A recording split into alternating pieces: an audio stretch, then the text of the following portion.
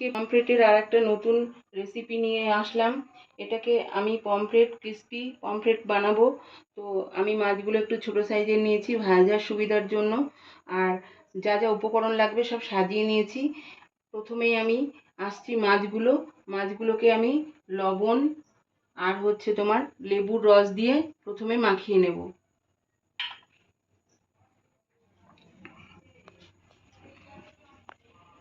লবণ আর লেবুর রস দিয়ে মাছগুলোকে আমি মাখিয়ে নেব।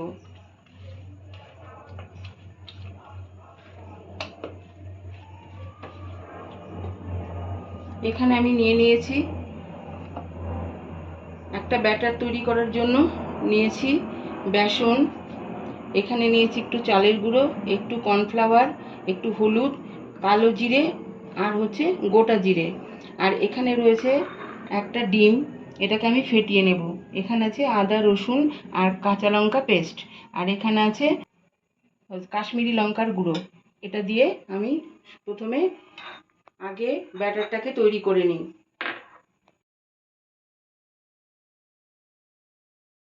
একটু কাশ্মীরি লঙ্কার গুঁড়ো, একটু আদা রসুন কাঁচা লঙ্কা পেস্ট দিয়ে মাছটাকে মাখিয়ে নেব।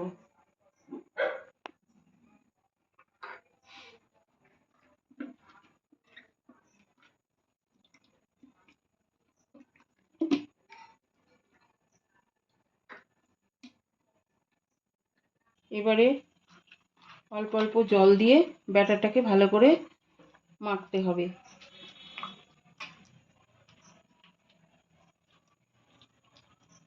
খুব সুন্দরভাবে মাখতে হবে হাত দিয়ে, যাতে ব্যাটারটা একদম স্মুথ হয়। আমি কড়াইতে দিয়েছি সর্ষের তেল। তেলটা একটু গরম হলে আমি আস্তে আস্তে মাছগুলো ছাড়বো। এবারে ব্যাটারটা ঠিক এরকম হবে। এই দেখো ব্যাটারটা কীরকম হয়েছে, ঠিক এরকম হবে ব্যাটারটা। খুব ভালো করে ব্যাটারটাকে আমি মিশিয়ে নিয়েছি। এদিকে তেলটাও গরম হয়ে এসছে। এবার আমি আস্তে আস্তে মাছগুলো এর মধ্যে সুন্দর করে লাগিয়ে দিয়ে দেব।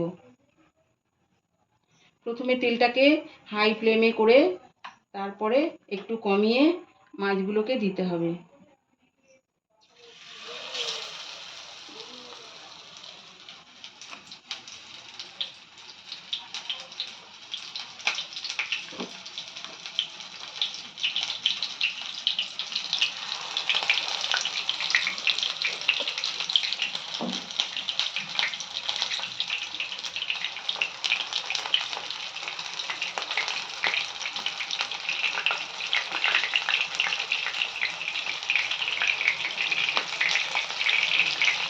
এবার এটা ভেজে নিই, তারপরে আবার আসছি। মাছগুলো ভাজা হয়ে গেছে, এবার আমি তুলে নেব। আমার সব মাছগুলো ভাজা হয়ে গেছে। এবার আমি ডেকোরেশন করে তোমাদের দেখাচ্ছি। দেখো কতটা ক্রিস্পি হয়েছে, কতখানি দেখো কেমন আওয়াজ হচ্ছে। হয়ে গেছে ক্রিস্পি পমফ্রেট ফ্রাই। তো এরকম নতুন নতুন রেসিপি পেতে আমার চ্যানেলে চোখ রাখো। আমি আবার আসছি নতুন কোনো রেসিপি নিয়ে। আজ তবে রাখছি, টাটা।